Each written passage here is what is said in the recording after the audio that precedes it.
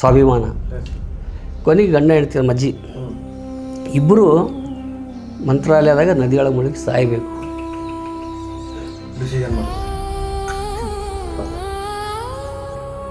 ಜೀವನ ಸ್ಪರ್ಧೆ ಅಲ್ರಿ. ಭಾಳ ಮಂದಿ ತಪ್ಪು ಹೇಳ್ತಾರೆ, ಕಾಂಪಿಟೇಷನ್ ಅದ್ರಿ ಈ ಕಾಲದಾಗ.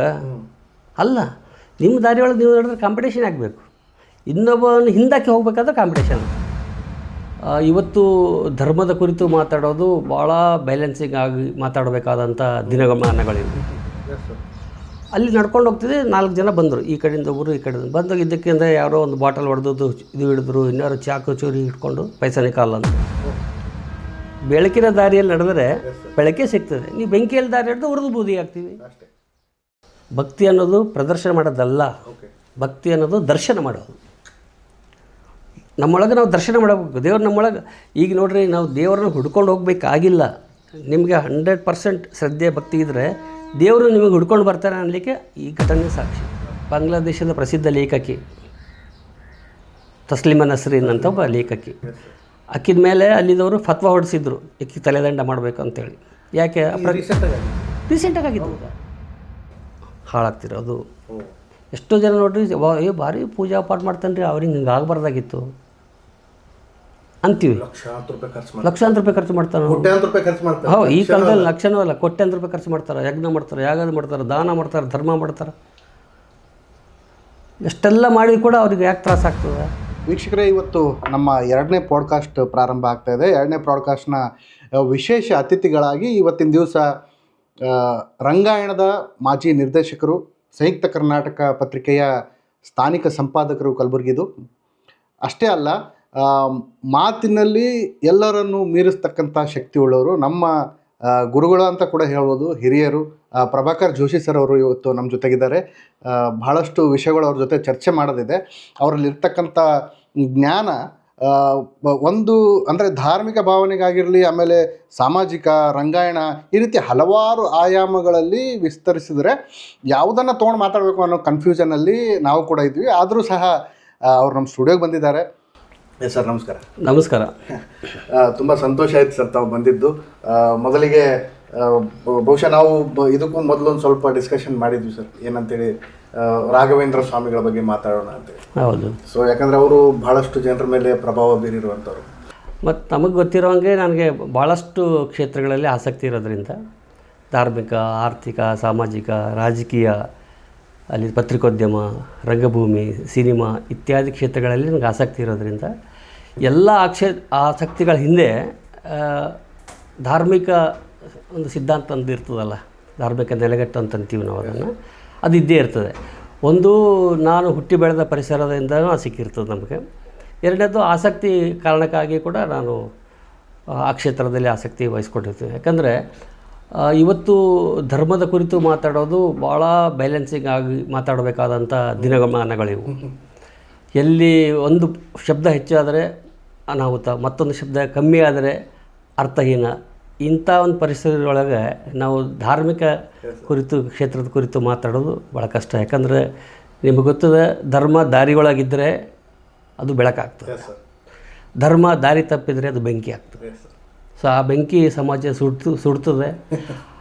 ಆ ಕ್ಷೇತ್ರಕ್ಕೆ ಹೋಗಲಾರ್ದಂಗೆ ಧರ್ಮ ದಾರಿಯೊಳಗಿರಬೇಕು ಅಂತ ನಂಬಿಕೊಂಡವ ನಾನು. ಆ ಧರ್ಮದ ಬೆಳಕಿನಲ್ಲಿ ನಾವೆಲ್ಲ ಸಾಗಬೇಕು, ಆ ರೀತಿಯ ನಂಬಿಕೆ. ಅದರಲ್ಲಿ ನಾನು ಚಿಕ್ಕಂದಿನಿಂದಲೂ ನನ್ನ ಭಾಳ ಇಷ್ಟವಾದಂಥ ದೈವ ಯಾವುದಾದರೆ ಮಂತ್ರಾಲಯದ ರಾಘವೇಂದ್ರ ಸ್ವಾಮಿಗಳು. ಬಾಲ್ಯಕಾಲದಿಂದಲೂ ನನಗೆ ಆ ಗುರುಗಳ ಬಗ್ಗೆ ಆಸಕ್ತಿ. ಅದಕ್ಕೆ ಆಸಕ್ತಿ ಮುಖ್ಯ ಕಾರಣ ಏನಂದರೆ, ಅದು ತಮಾಷೆಯ ಪ್ರಸಂಗಗಳಿಂದ ಶುರುವಾಗಿದ್ದು. ಏನಂದರೆ, ನಾವೆಲ್ಲ ಬಾಲ್ಯದಿಂದಲೂ ನಮಗೆ ಮಂತ್ರಗಳು ಕಲಿಸ್ತಿದ್ರು ನಮ್ಮ ಹಿರಿಯರು, ಶ್ಲೋಕಗಳು, ಮಂತ್ರಗಳು ಇತ್ಯಾದಿ. ಅತ್ಯಂತ ಕಡಿಮೆ ಅವಧಿಯಲ್ಲಿ ಕಲಿತಿರೋ ಮಂತ್ರ ಅಂದರೆ ಮಂತ್ರಾಲಯದ ರಾಘವೇಂದ್ರ ಸ್ವಾಮಿಗಳು. ಪೂಜ್ಯಾಯ ರಾಘವೇಂದ್ರಾಯ ಸತ್ಯಧರ್ಮರತಾಯ ಚ ಭಜತಾಂ ಕಲ್ಪವೃಕ್ಷಾಯ ನಮತಾಂ ಕಾಮಧೇನ. ಇಷ್ಟೇ ಸರ್, ಇಷ್ಟು ಹೇಳಿದ್ರೆ ರಾಘವೇಂದ್ರ ಸ್ವಾಮಿಗಳು ಪ್ರಸನ್ನ ಆದಂಗೆ. ಯಾಕಂದರೆ ಅದು ಕೇವಲ ಸಾಮಾನ್ಯವಾಗಿ ಶ್ಲೋಕಗಳು ಪ್ರಶಂಸೆಮಯವಾಗಿರ್ತದೆ. ಇದು ಪ್ರಶಂಸಾ ಶ್ಲೋಕ ಅಲ್ಲ. ನಮ್ಮ ಬದುಕಿನೊಳಗೆ ಯಾವ ದಾರಿಯಲ್ಲಿ ನಾವು ನಡೀಬೇಕು ಅಂತ ತಿಳಿಸಿಕೊಡುವಂಥ ಶ್ಲೋಕ. ಆ ಮೂಲಕ ನಾವು ರಾಯರ ಸ್ಮರಣೆ ಮಾಡ್ತೀವಿ, ದೇವರ ಸ್ಮರಣೆ ಮಾಡ್ತೀವಿ. ಈಗ ಪೂಜ್ಯಾಯ ರಾಘವೇಂದ್ರಾಯ ಸತ್ಯಧರ್ಮರತಾಯ ಚ ಅದು ರಥಾಯಚನ ಅಂತೀವಿ, ವೃತಾಯಚನ ಅಂತೀವಿ. ಸತ್ಯವನ್ನು ಧರ್ಮವನ್ನು ವೃತವಾಗಿ ಪಾಲಿಸ್ಕೊಂಡು ಬಂದವರು ರಾಯರು. ಒಂದು ವೃತ್ತದ ರೀತಿ. ವೃತ್ತ ಅಂದರೆ ಏನು? ನಿಯಮ ನಿಷ್ಠೆ ಅತ್ಯಂತ ಶ್ರದ್ಧಾಭಕ್ತಿಯಿಂದ ನಡ್ಸ್ಕೊಂಡು ಬಂದಂಥ ರಾಯರು.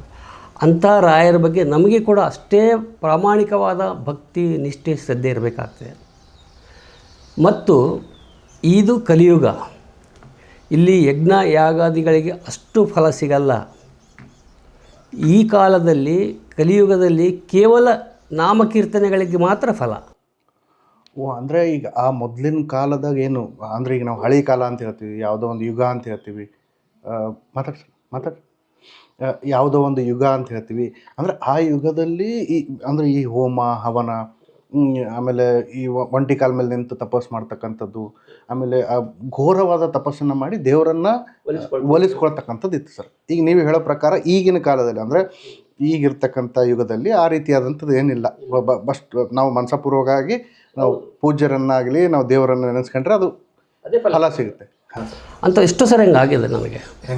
ಹೆಂಗಂದರೆ ಉದಾಹರಣೆಗೆ ನಾನು ವಿಜಯವಾಣಿಯಲ್ಲಿ ಕೆಲಸ ಮಾಡ್ತಿದ್ದೆ. ವಿಜಯವಾಣಿ ಪತ್ರಿಕೆಯ ಕಲಬುರಗಿ ಆವೃತ್ತಿ ಜಿಲ್ಲಾ ವರದಿಗಾರ ಅಂತ ಕೆಲಸ ಮಾಡ್ತಿದ್ದೆ. ಅದು ತಮ್ಮ ಗಮನಕ್ಕೂ ಇದೆ. ಒಂದು ಸಂದರ್ಭದಲ್ಲಿ ಏನಾಯಿತು, ITI ಗ್ರೌಂಡ್ ಅಂತಿದೆ ಅಲ್ಲಿ ಕಲಬುರಗಿಯಲ್ಲಿ, ನಮ್ಮ ಸಚಿವ ಶರಣ ಪ್ರಕಾಶ್ ಪಾಟೀಲ್ರ ಮನೆ ಇದೆಲ್ಲ, ಅದರ ಎದುರುಗಡೆಯಿಂದ ITI ಕಾಲೇಜ್ ಕಾಲ್ದಾರಿ ಅದು. ನಾನು ಡ್ಯೂಟಿ ಮುಗಿಸ್ಕೊಂಡು ರಾತ್ರಿ 8:30 ಸುಮಾರು ಸೇಡಂ ಬರ್ಬೇಕಂದ್ರೆ ಬಸ್ ಸ್ಟ್ಯಾಂಡ್ ನಡ್ಕೊಂಡು ಹೋಗ್ತಿದ್ದೆ. ಅವ್ರ ಹಿಂದೆ ನಮ್ಮ ಮನೆ, ಶರಣ ಪ್ರಕಾಶ್ ಪಾಟೀಲ್ರ ಮನೆ ಇತ್ತು, ಅದು ಹಿಂದೆ ನನ್ನ ಮನೆ ಇರೋದ್ರಿಂದ ನಾನು ಅಲ್ಲಿಂದ ಡ್ಯೂಟಿ ಮುಗಿಸ್ಕೊಂಡು ಬಸ್ ಸ್ಟ್ಯಾಂಡಿಗೆ ಬಂದು ನಾನು ಸೇಡಂ ಬರಬೇಕು.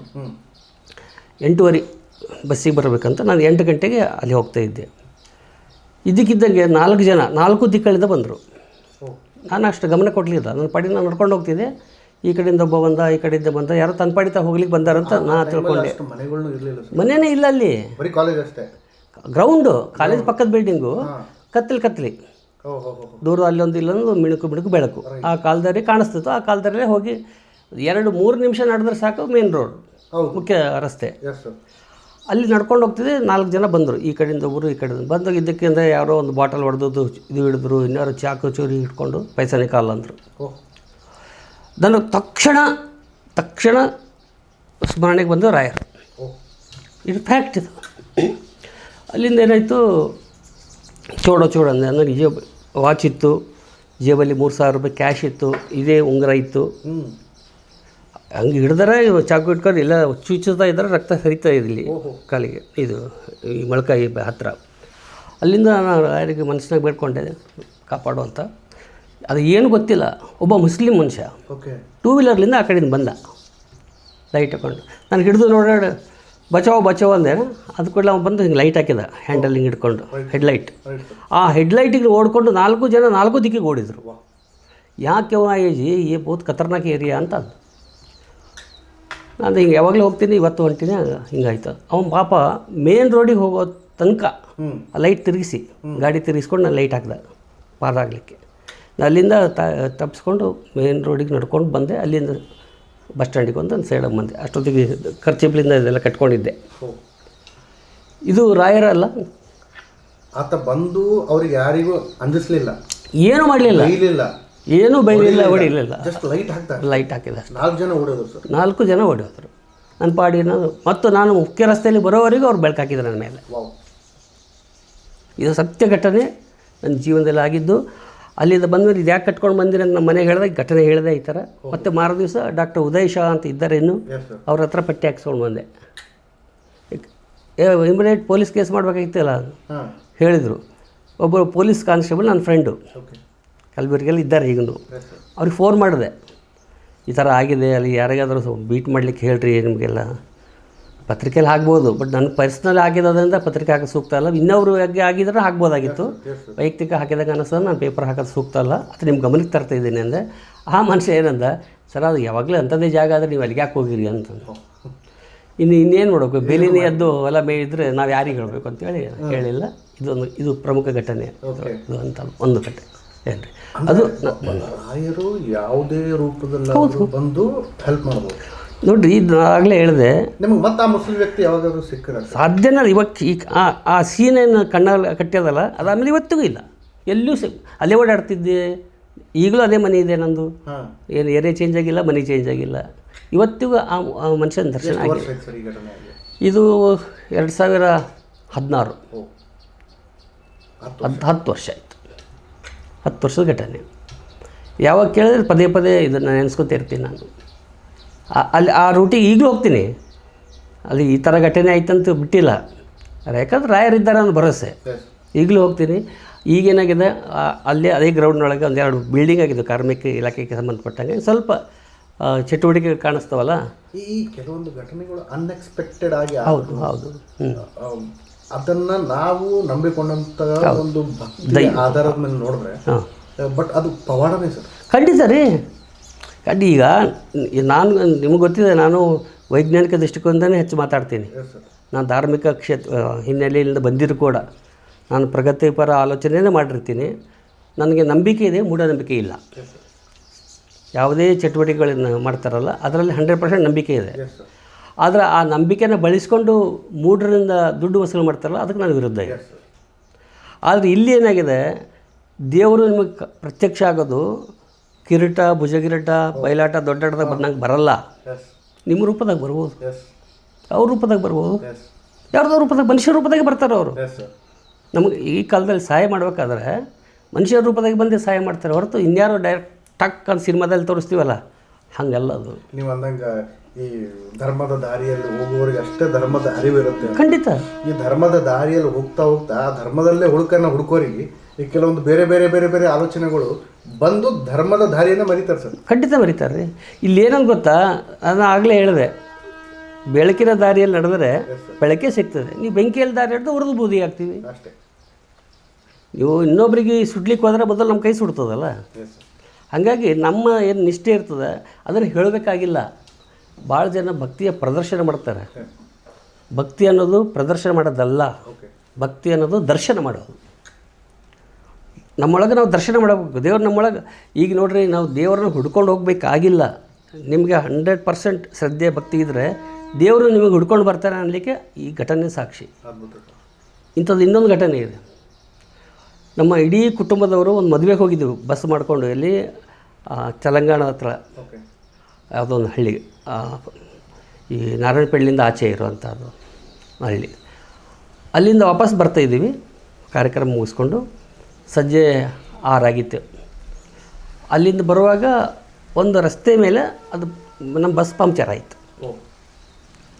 ಪಂಕ್ಚರ್ ಆಗಿದ್ಮೇಲೆ ನಿಂದಿರ್ಬೇಕಲ್ಲ, ಅವ ಏನೊಂದು ಡ್ರೈವರು, ಸರ್ ಅರ್ಧ ಗಂಟೆ ಆಗ್ತದೆ, ಯಾರಾದರೂ ವಿಶ್ರಾಂತಿ ತೊಗೊಳೋದಿದ್ರೆ ತೊಗೊಳ್ರಿ, ರೆಸ್ಟ್ ಮಾಡ್ತಿರೋ ಮಾಡಿರಿ, ಒಂದು ಅರ್ಧ ಗಂಟೆ ಬೇಕು ಟೈರ್ ಚೇಂಜ್ ಮಾಡಲಿಕ್ಕೆ.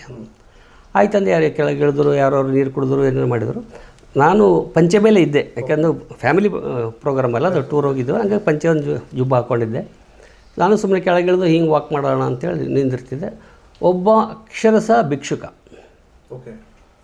ಹರಿದ ಬಟ್ಟೆ ಥರ ಜಡಿ ಇಟ್ಕೊಂಡಂಗೆ. ಆವಾಗ ನೋಡಿದ ಅವ್ನ ಪಕ್ಕದಿಂದ ಮೈ ಜೂಮ್ ಅಂತದೆ. ಅವ್ನು ನೋಡಿದರೆ ಅಷ್ಟು ಒಂಥರ ಗಲೀಜಾಗಿ ಪಕ್ಕದಲ್ಲಿ ನಿಂತರೆ ನಾವು ದೂರ ಸರಿತೀವಿ ಆಟೋಮೆಟಿಕ್ ಆಗಿ. ಅಂಥ ಮನುಷ್ಯ ಕೈ ಹಿಡ್ದ ರೆಟ್ಟಿ ನನಗೆ. ಅದು ಹಿಂದಿಯೊಳಗೆ ಮಾತಾಡ್ದ. ಯಾಕೆ ಉಂಟೇರೆ ಅವು ಮರಕೋ ದೇಕೋ ಅಂತೇಳಿ ಕರ್ಕೊಂಡ. ನಾನು ಕೈ ಜಾಡಿಸ್ಕೊತಿದ್ದೆ, ನನಗೆ ಚೆಲ್ ಅಂತೇಳಿ ಜಾಡಿಸ್ಕೊತಿದ್ದೆ. ಹಿಂಗೆ ಅಂದ ಹೇಳ್ಕೊಂಡ. ನನಗೆ ಗೊತ್ತಿಲ್ಲದ ಅವ್ನು ಫಾಲೋ ಮಾಡಿದೆ. ಅವ ಮುಂದೆ ಹೊಂಟ ಅಂತೇಳಿ ಹೊಂಟ. ಆ ಟರ್ನ್ ಅದ, ನೋಡ್ತೀನಿ ಎದುರು ಅದ್ಭುತವಾದಂಥ ಗುಡಿ. ಅದು ಯಾವ ಗುಡಿ ಅಂದರೆ ಸಾಯಿಬಾಬಾ ಗುಡಿ. ಅದು ಹೆಂಗಿದೆ ಗುಡಿ ಅಂದರೆ ಗಾರ್ಡನು, ಸ್ಟೆಪ್ಸು, ಮೇಲ್ಗುಡಿ, ಕೆಳಗೆ ಫುಲ್ಲು ಗಾರ್ಡನ್. ಬೇರೆ ದೇಕೋ ಅಂದ, ರೈಟ್ ಅವ ಇಲ್ಲ. ನಾನು ಹಿಂದಿರುಗಿ ನೋಡಿದ್ರೆ ಅವ ಇಲ್ಲ. ಅಲ್ಲಿಂದ ಏನು ಮಾಡಿದೆ, ಮೇಲೆ ಏರಿದೆ ಸ್ಟೆಪ್ಸ್. ನೋಡ್ತೀನಿ ಸಂಜೆ 6 ಗಂಟೆಗೆ ಅದ್ಭುತವಾದಂಥ ಮಂಗಳಾರತಿ ನಡೀತಿತ್ತು. ವಾದ್ಯ ಪರಿಕರಗಳೊಂದಿಗೆ 6 ಗಂಟೆಗೆ ಮಂಗಳಾರತಿ ಮಾಡ್ತಾರೆ ಅವರು, ಪ್ರತಿದಿನ ಪದ್ಧತಿ ಅದು. ಅಲ್ಲಿ ಇನ್ನೇನು ಹೋಗಿ ನಮಸ್ಕಾರ ಮಾಡ್ಕೊಂಡು ನಿಂತೆ. ಆರತಿ ಶುರು ಆಯಿತು. ಒಳಗೆ ಡುಗುಡುಗಿ ನನಗೆ ಎಲ್ಲಿ ಹುಡುಕ್ತಾ ಇದ್ದಾರೆ ಬಸ್ಸಿನಾಗ ಬಂದು ಬಳಗದವರು ಎಲ್ಲ ಬಸ್ಸು ಬಂದಿದ್ದೀವಿ, ಫ್ಯಾಮ್ಲಿ ಎಲ್ಲ. ಅಲ್ಲಿಂದ ನನಗೆ ಪೂರ್ತಿ ಅದ್ರ ಇನ್ವಾಲ್ವ್ ಆಗಿದೆ. ನನಗೆ ಗೊತ್ತಿಲ್ಲ, ನನಗೆ ಒಟ್ಟೆ ಗೊತ್ತಿಲ್ಲ. ಕರೆದದ್ದು ಗೊತ್ತು, ಹಾಂ ನೋಡಂತ ಹೇಳಿದ್ದು ಗೊತ್ತು. ಹಾಂ ಆಮೇಲೆ ಇದೆಲ್ಲ ಮರ್ತೋದೆ, ನಾನು ಬಸ್ಸಿನಾಗಿಂದ ಬಂದೀನಿ, ಎಲ್ಲ ಫ್ಯಾಮಿಲಿ ಯಾರ ನನ್ನ ಜೊತೆಗೆ, ಅದು ನೆನಪಾಯ್ತು. ಹೋಗಿ ನಮಸ್ಕಾರ ಮಾಡ್ಕೋದಂತೆ. ಅದು ಮಂಗಳಾರತಿ ಇನ್ನೇನು ಮುಗಿಯೋ ಹಂತಕ್ಕೆ ಬಂತಲ್ಲ, ಅದು ಮಂಗಳಾರತಿ ದರ್ಶನ ತೊಗೊಳ್ಲಿಕ್ಕೆ ಕೊಡ್ತಾರಲ್ಲ, ಆ ಕ್ಷಣಕ್ಕೆ ನೆನಪು ಎಕ್ದಮ್ ಹೊರಗೆ ಬಂದೆ. ಹೊರಗೆ ಬಂದು ಬಸ್ಸಿನವ್ರು ಏನಾಯಿತು ಕಾಯ್ತಾ ಇದ್ದಾರೆ, ಹುಡುಕಿದ್ದಾರೆ, ನೋಡ್ತೀನಿ ಇಡೀ ಬಸ್ಸಿನ ಜನ ನಾನು ಹಿಂದೆ ಲೈನ್ ನಿಂತಾರೆ ಮಂಗಳಾರತಿಗೆ, ಆ ಸೌಂಡಿಗೆ. ನೋಡ್ತೀನಿ, ಅರೆ ವಾ ಎಲ್ಲರೂ ಇಲ್ಲಿ ಯಾರು ಅಂತ ತಿಳ್ಕೊಂಬದಾನ ಆಯಿತು. ಇದು ಅವರಿಗೂ ಅವ್ರು ಆಟೋಮೆಟಿಕ್ ಬಂದಾರ, ಒಬ್ಬರಿಂದ ಒಬ್ರು ಗೊತ್ತಾಗಿ. ಬಹುಶಃ ನೀವು ಫಾಲೋ ಮಾಡಿ ಬಂದಿರ್ಬೋದು, ಇದ್ದಿರ್ಬೋದು ಏನೋ ಗೊತ್ತಿಲ್ಲ ನನಗೆ, ಅಥವಾ ಯಾರೊಬ್ಬರು ನೋಡಿರ್ಬೋದು, ಅಲ್ಲಿ ಹೋಗ್ಯಾರ ಇಲ್ಲೇ ಗುಡಿ ಅದ ಹೋಗಿ ನಡ್ರಿ ಅಂತೇಳಿ ಯಾರೋ ಕರ್ಕೊಂಡು ಬಂದಿರ್ಬೋದು. ಓಕೆ, ಫಸ್ಟ್ ಲೈನ್ ನಾನೇ ನಿಂತೀನಿ, ನಾನು ಹಿಂದೆ ಎಲ್ಲ ಸಮಯ ಏನು ವೇಸ್ಟ್ ಆಗ್ತಿತ್ತು, ಅದು ಅದನ್ನು ದೈವ ಸನ್ನಿಧಿಯೊಳಗೆ ಆ ಸಮಯ ಕಳೀಲಿ ಯುಟಿಲೈಸ್ ಮಾಡಿಸಿದ್ದು ರಾಯರೇ ನನ್ನ ದೃಷ್ಟಿಯಲ್ಲಿ. ಅದೇ ಹೇಳಿ ನನಗೆ ಆಶ್ಚರ್ಯಕರ ಸಂಗತಿಗಳು. ಇದು ನನ್ನ ವೈಯಕ್ತಿಕ ನನ್ನ ವೈಯಕ್ತಿಕ ಅನುಭವದ ಮಾತು ಹೇಳಿದೆ. ಇನ್ನೊಂದು, ನಮ್ಮ ಗ್ರ್ಯಾಂಡ್ ಫಾದರ್ ಅಂದರೆ ನಮ್ಮ ತಾಯಿಯ ತಂದೆ ಕೋನಪುರ ರಾಮರಾವ್ ಅಂತ ಅವ್ರ ಹೆಸರು. ಅವರು ಇದ್ದದ್ದು ಚಿತ್ತಾಪುರ. ಒಂದು ಪುಸ್ತಕ ಬರ್ದೀನಿ, ಎಸ್, ಅದು ಆ ಚರಿತ್ರೆ ಅವ್ರ ಬಗ್ಗೆನೇ ಬರೆದೆ. ಅವರು ಫ್ರೀಡಮ್ ಫೈಟರ್, ಅಂದರೆ ಹೈದರಾಬಾದ್ ಕರ್ನಾಟಕ ವಿಮೋಚನಾ ಹೋರಾಟದಲ್ಲಿ ರಜಾಕಾರ ವಿರುದ್ಧ ಅವರೆಲ್ಲ, ಹೌದೌದು, ಅವೆಲ್ಲ ಹೋರಾಟ ಮಾಡಿದವರು. ಅವರು ಪೂರ್ತಿ ಎಲ್ಲ ಸರ್ವಸಂಘ ಪರಿತ್ಯಾಗ ಲೆಕ್ಕದಾಗಲಿ. ಮೂಲತಃ ಕೋನಾಪುರದವರು, ನಮ್ಮ ಸೇಡಂ ತಾಲೂಕು ಕೋನಾಪುರದವರು. ಅವ್ರು ಮದುವೆ ಆದಮೇಲೆ ಚಿತ್ತಾಪುರ ಸೆಟ್ಲ್ ಆದರು. ಅವರು 5 ಜನ ಅಣ್ಣ ತಮ್ಮಂದಿರು ಬೇರೆ ಬೇರೆ ಕಡೆ ಸೆಟ್ಲ್ ಆದರು. ಆ ಟೈಮಿಗೆ ಇವರು ಚಿತ್ತಾಪುರಕ್ಕೆ ಸೆಟ್ಲ್ ಆದರು. ಅಲ್ಲೇ ಫ್ರೀಡಮ್ ಫೈಟರ್ ಅಂತ ಸರ್ಕಾರದಿಂದ ಮಾನ್ಯತೆ ಪಡೆದಂಥ ಫ್ರೀಡಮ್ ಫೈಟರ್. ಆರ್ಥಿಕ ಸ್ಥಿತಿ ಇಂಥ ಹೀನಾಯ ಸ್ಥಿತಿ ಇತ್ತು. ಅವ್ರು ಎಷ್ಟೋ ವರ್ಷ ಚಂದಾಪುರಗಿರ್ತಾರೆ ನಮ್ಮ ಮನೆಯೊಳಗೆ ಉಪಜೀವನಕ್ಕಾಗಿ, ಊಟ ತಿಂಡಿಗಾಗಿ. ಹೌದು, ಅಷ್ಟು ಪರಿಸ್ಥಿತಿ ಗಂಭೀರ. ಆಮೇಲೆ ಇದು ಅವರು ಖಾದಿ ಬೋರ್ಡ್ನ ಕೆಲಸ ಮಾಡ್ತಿದ್ರು. ಅವಾಗೆಲ್ಲ ಖಾದಿ ಗೊತ್ತಲ್ಲ, ಸ್ವಾತಂತ್ರ್ಯ ಹೋರಾಟ ಮೇಲೆ ಖಾದಿ ಬೋರ್ಡ್ನೊಳಗೆ ಇಲ್ಲಿ ಮುದೇಳದಲ್ಲೂ ಎಷ್ಟೋ ವರ್ಷ ಕೆಲಸ ಮಾಡ್ಯಾರ ಅವರು. ಸೊ ಮುದೇಳ್ನಾಗ ರೂಮ್ ಇರೋದು ಕಷ್ಟ ಆಗ್ತದೆ ಅಂತೇಳಿ ಮುದೇಳಿಂದ ಚಂದಾಪುರ ನಡ್ಕೊಂಡು ಬರ್ತೀರಿ 10 ಕಿಲೋಮೀಟ್ರ್.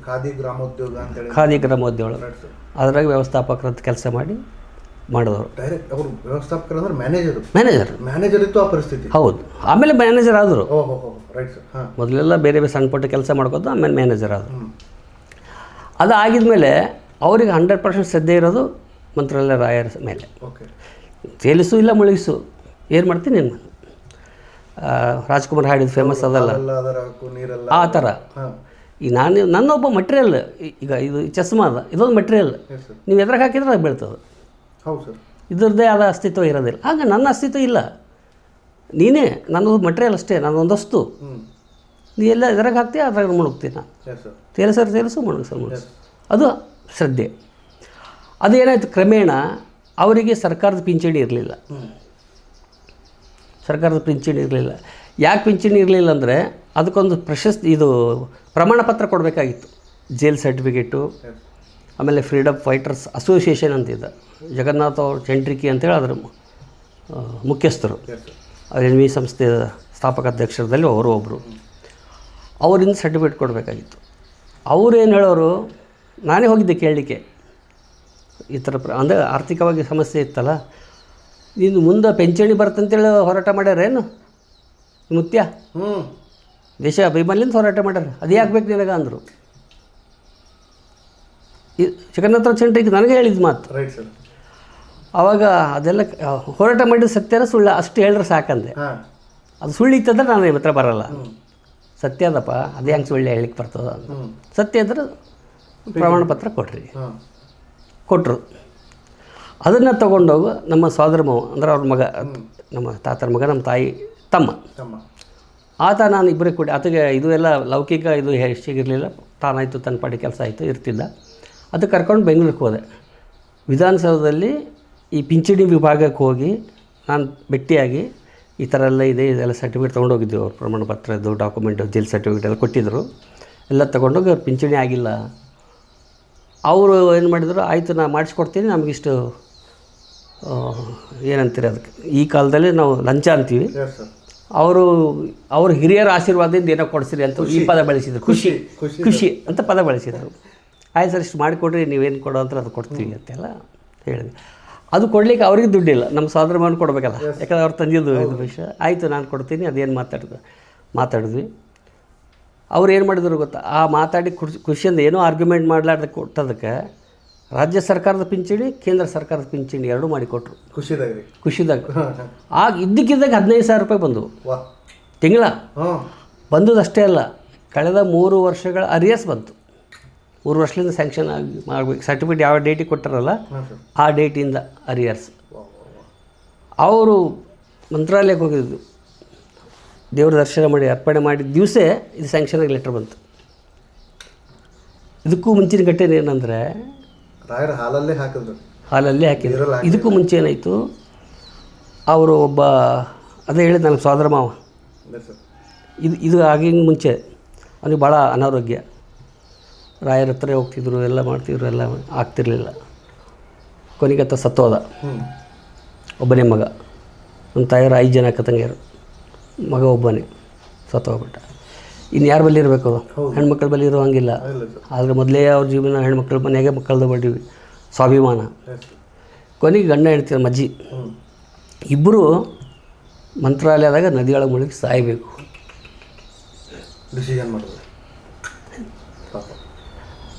ಅಲ್ಲಿ ಸಾಯ್ಬೇಕಂತ ನಿರ್ಧಾರ ಮಾಡಿದ ಮೇಲೆ ಏನಾಯಿತು, ಅವರು ಅಲ್ಲಿ ಊರಾಗ ಚಿತ್ತಾಪುರದವ್ರು ಒಬ್ಬರು ಜನಾರ್ದನ್ ಭಟ್ ವಕೀಲರು ಅಂತೇಳಿ ಅವರು ತೀರ್ಕೊಟ್ರೆ. ಈಗ ಅವರು ಇದ್ದಾರೆ, ಅವ್ರ ಫ್ಯಾಮಿಲಿಯವರೆಲ್ಲ ಈಗಲೂ.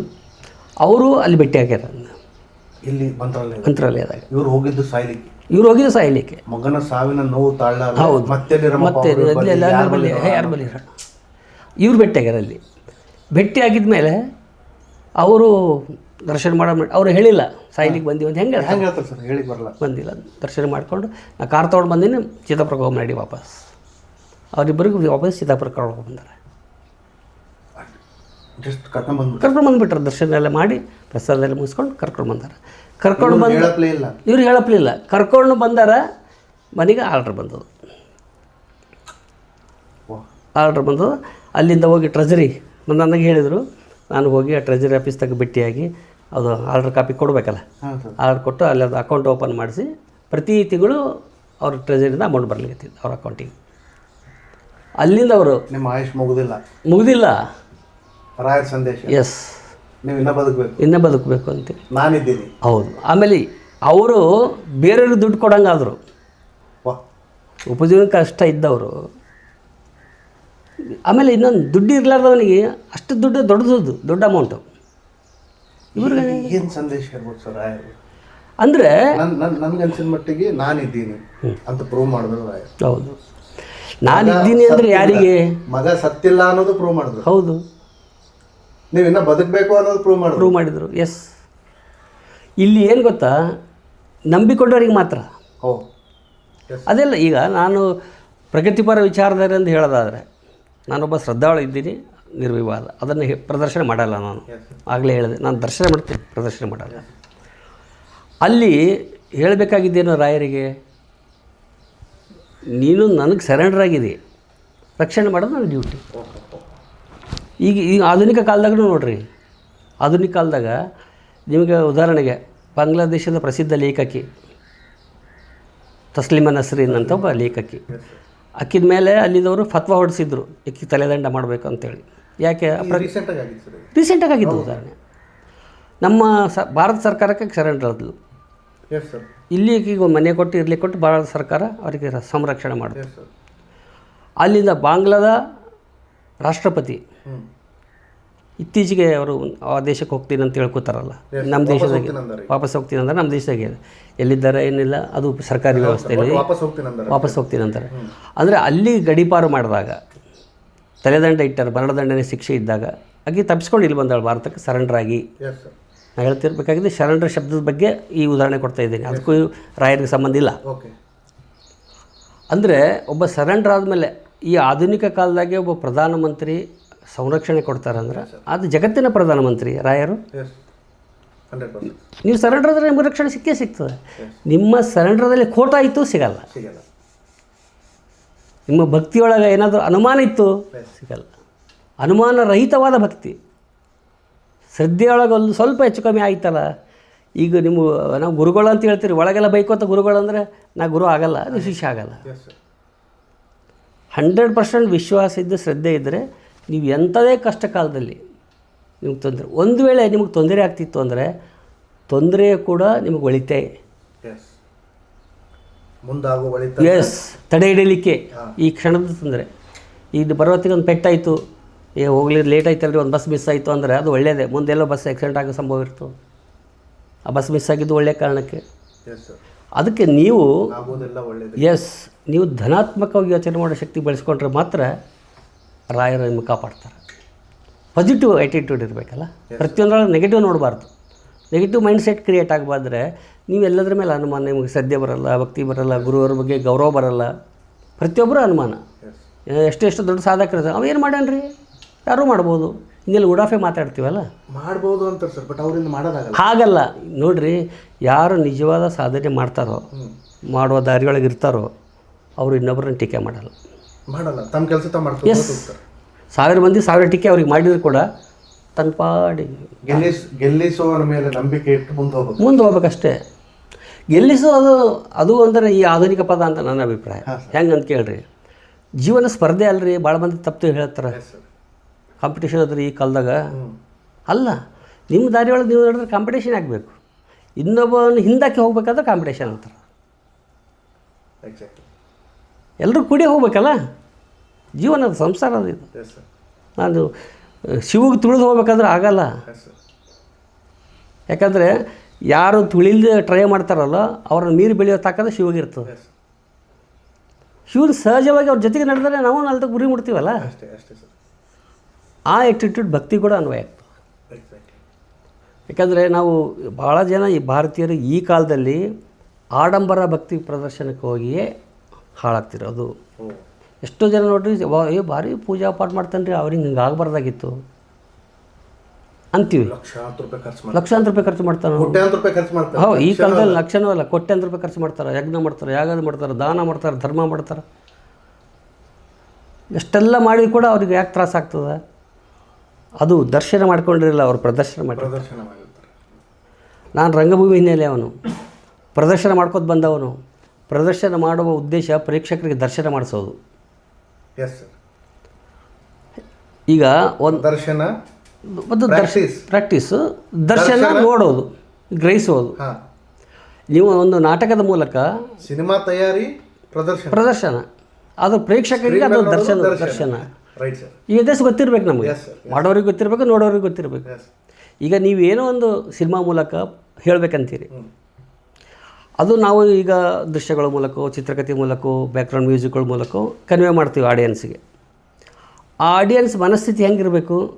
ರಿಸಿಪಿಕೇಷನ್ ಮನಸ್ಸಿರ್ಬೇಕು. ಅಂದರೆ ಸ್ವೀಕರಿಸುವ ಮನಸ್ಥಿತಿ ಇದ್ದವ ಮಾತ್ರ ಅದನ್ನು ಎಂಜಾಯ್ ಮಾಡಬಲ್ಲ, ದರ್ಶನ ಮಾಡಬಲ್ಲ.